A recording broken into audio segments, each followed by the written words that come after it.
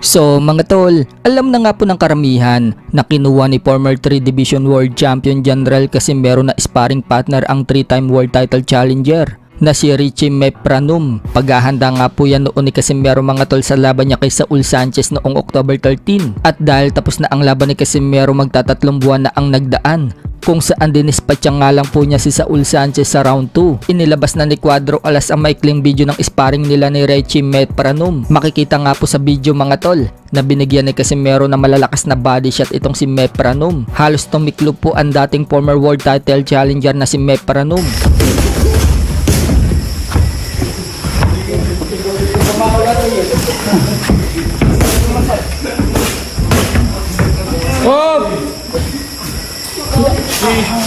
Samantala, minensyon naman po ni Cuadro Alas mga tol si Carhams Martin sa inupload ni Casimero na laban niya noong kay Pilipos ni Tumbua. Wika nga po ni Casimero mga tol sa caption, "Martin, gusto ka daw kalabanin nito, pagbigyan mo na, bibigyan ka daw niya ng balato." So alam naman po ng karamihan mga tol na matagal nang kino-call out ni Pilipos ni Tumbua si Carhams Martin, kaya siguro minensyon ni Casimero si Martin na palagan na nito si Pilipos. Wala namang sagot si Martin sa pag-mention sa kanya ni Cuadro Alas. Sa ngayon mga tol, nasa Pinas pa si Carhams Martin.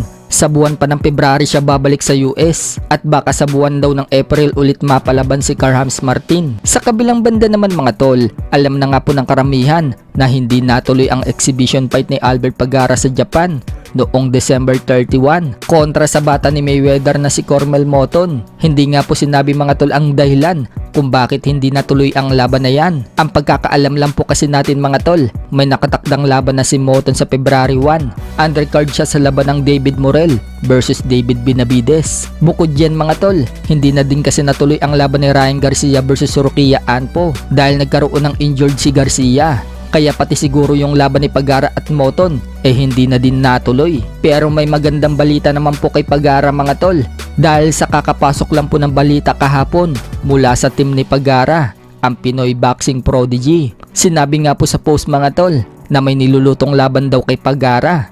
Yan daw ang rematch sa pagitan nila ni Cesar Juarez. Sa mga hindi po nakakaalam, si Cesar Juarez po ang nag-iisang tumalo kay Pagara sa professional boxing. 2016 nga po mga tol, nang talunin ni Juarez si Pagara sa pamamagitan ng knockout sa round 8. So 8 taon na po ang nakakalipas mula na maglaban sila. At ngayon, mukhang magkakaroon ng part 2. Kaya ang tanong dyan mga tol, mauulit daw kaya ang nangyari kay Pagara? O makakaganti na daw si Pagara dito kay Juarez? Ano sa tingin nyo mga tol? So inaasikaso pa nga po yung laban na yan mga tol, at posible daw yan sa Baguio. Sa iba pang balita mga tol, Devin Haney, sinabing magbabalik daw siya sa buwan ng March. Puspusan na nga po ang pag-iinsayo ni Devin Haney mga tol, at makikita na maganda na ang pangangatawan niya.